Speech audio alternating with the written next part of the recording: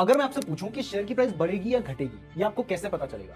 तो आप कहेंगे कि ये कुछ इस तरीके की कैंडल्स होती है जिनको देखकर हम पता कर सकते हैं कि यहाँ से अब इसके बाद शेयर की प्राइस ऊपर जाएगी या फिर नीचे जाएगी। बट अगर ध्यान से देखें तो ये कैंडल्स हैं क्या? ये कैंडल्स किस तरीके से बन रही हैं? तो ये कैंडल्स बेसिकली शेयर की जो प्राइस है वो पर्टिकुलर टाइम पीरियड में किस तरीके से मूव कर रही थी उस हिसाब से बनती है। यानी ये कैंडल्स प्राइस ही है। तो अगर हम इस प्राइस की मूवमेंट को देखकर ये पता करने की कोशिश कर रहे हैं कि प्राइस आगे बढ़ेगी या फिर घटेगी, तो इसी को प्राइस एक्शन कहते हैं। अब आप कहेंगे कि प्राइस को देखकर या इसके मूवमेंट को देखकर हम आगे क्या होने वाला है ये कैसे बता सकते हैं? तो देखिए, स्टॉक मार्केट में एक बहुत ही इंपॉर्टेंट रूल है और वो ये है कि हिस्ट्री रिपीट्स इटसेल्फ। यानी अगर कुछ पहले हुआ है तो वो आगे भी होने की संभावना है। तो हम इसकी जो पहले जो चार्ट बन चुका है, जो इस चार्ट की हिस्ट्री है, उसको देखकर इसके फ्यूचर को प्रिडिक्ट करते हैं और इसी प्रिंसिपल के बेसिस पर प्राइस एक्शन या फिर सभी तरह की स्ट्रेटजीज काम करती हैं। तो एक बात तो क्लियर है कि ये जो कैंडल्स हैं, ये जो शेयर की प्राइस है, ये चीख चीख के बता रही है कि मैं आगे बढ़ने वाली हूँ या फिर घटने वाली हूँ, लेकिन वो हमें सुनाई नहीं देता है। इसको हमें समझना होता है और उस समझने के लिए हमें कुछ तरीकों को अप्लाई करना होता है और वही तरीके हैं जो कि प्राइस एक्शन के अंदर आते हैं। अब वो तरीके क्या हैं, उनको समझ के ही आप प्राइस एक्शन को अच्छे से समझ सकते हैं।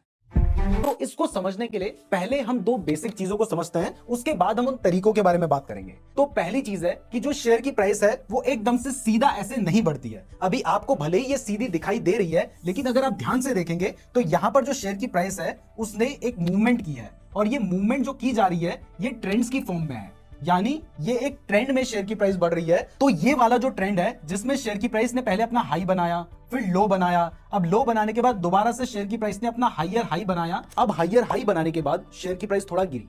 लेकिन इस बार शेयर की प्राइस ने जो पहले लो बनाया था ना, वो उससे पहले ही रुक गई और उसने अपना हायर लो बनाया।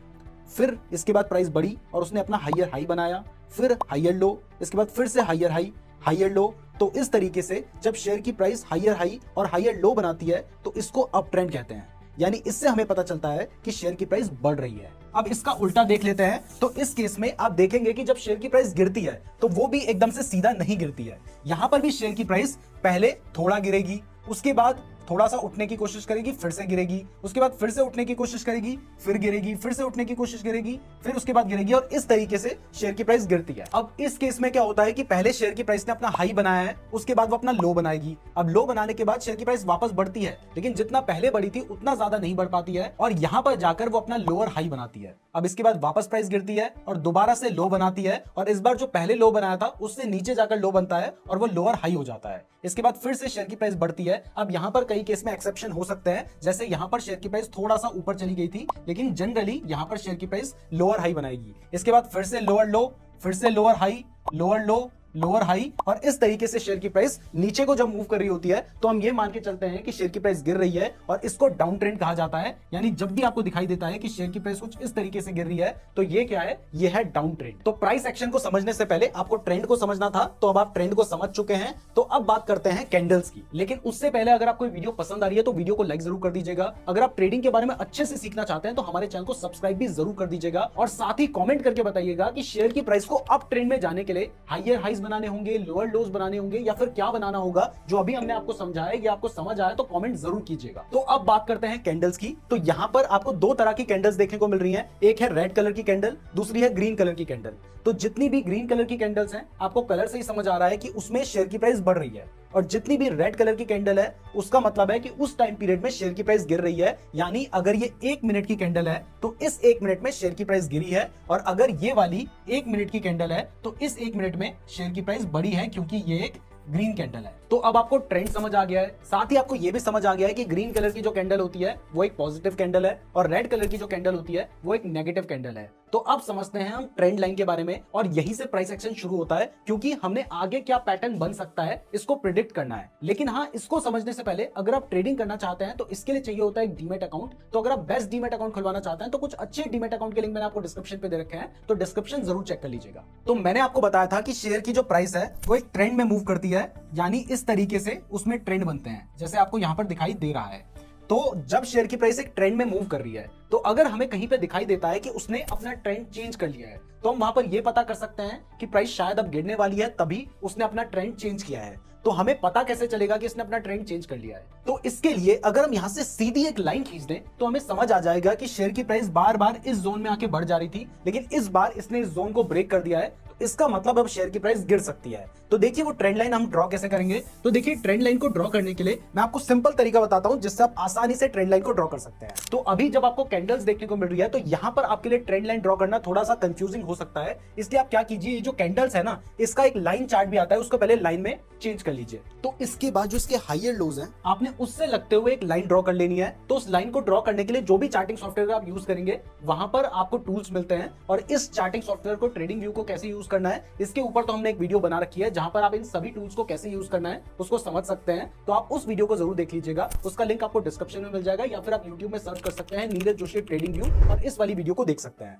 तो यहाँ पर फिलहाल हमें ट्रेंड लाइन के लिए जो टूल यूज करना है वो यहाँ पे ट्रेंड लाइन तो है, लेकिन मैं पर्सनली एक्सटेंडेड लाइन का यूज करता हूँ जिससे मेरे लिए ट्रेंड लाइन को ड्रॉ करना थोड़ा आसान हो जाता है। तो यहाँ पर हमने लाइन पकड़ी और इस तरीके से जो इसके हायर लोज हैं उनसे लगते हुए हमने लाइन ड्रॉ कर लेनी है। तो यहाँ पर आप देख सकते हैं कि हमने ट्रेंड लाइन ड्रॉ कर दिया है। अब जब आपने ट्रेंड लाइन ड्रॉ कर दिया है तो उसके बाद जो आपने लाइन चार्ट बनाया था उसको वापस से कैंडल चार्ट बना दीजिए। तो आप देख सकते हैं कि जो शेयर की प्राइस है वो बार बार इस पॉइंट पर या इस लाइन के आसपास आने के बाद वापस बढ़ जा रही है, लेकिन जब ये वाला पॉइंट आया तो इसके बाद शेयर की प्राइस ने इस लाइन को ब्रेक कर दिया और उसके बाद शेयर की प्राइस गिरने लग गई। यहाँ पर देखेंगे आप कि शेयर की प्राइस इसके बाद गिरी थी। तो जब आपको दिखाई दे रहा है कि शेयर की प्राइस ने इस लाइन को नीचे की तरफ ब्रेक कर दिया है, तो इसका मतलब अभी तक जो ट्रेंड चल रहा था उस ट्रेंड में कुछ ना कुछ बदलाव तो आया है, और वो बदलाव शायद डाउन ट्रेंड हो सकता है। तो प्राइस एक्शन में जो पहला तरीका होता है प्राइस की मूवमेंट को प्रिडिक्ट करने का, वो होता है ट्रेंड लाइन का यूज करना, जो कि आप इस तरीके से कर सकते हैं। अब ये तो हमने अप ट्रेंड में यूज किया है, लेकिन शेयर की प्राइस गिरेगी तब हम कैसे पता करेंगे? तो इसके लिए भी हमें ट्रेंड लाइन ही ड्रॉ करनी होगी, और वो ट्रेंड लाइन हम कैसे ड्रॉ करेंगे चलिए इसको भी समझ लेते हैं। यहाँ पर मैं आपको एक पॉइंट क्लियर कर दूं कि जो बोर्ड में मैं आपको समझा रहा हूं ना, तो मेरी एक्यूरेसी में थोड़ा सा फर्क आ सकता है, क्योंकि बोर्ड के ऊपर इन टूल्स को यूज करना बहुत मुश्किल होता है, लेकिन जब आप लैपटॉप में यूज करेंगे तो आप इजिली इन्हें ड्रॉ कर सकते हैं। बस आपको ट्रेंड लाइन ड्रॉ करते हुए इस बात का ध्यान रखना है कि आपकी trend line minimum 2 higher lows को टच करे। जैसे आप देख सकते हैं कि यहाँ पर एक हायर लो है, यहाँ पर एक हायर लो है, और यहाँ पर भी शेयर की प्राइस ने अपना हायर लो बनाया है।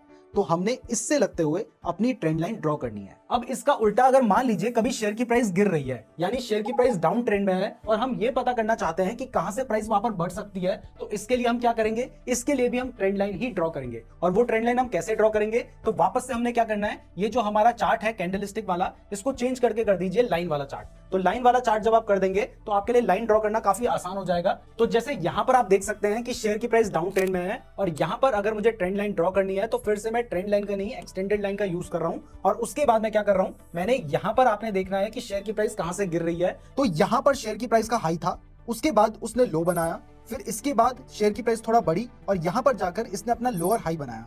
इसके बाद प्राइस गिरी और यहाँ पर लोअर लो बनाया, फिर लोअर हाई बनाया। तो यहाँ जितने भी लोअर हाई हैं हमने उन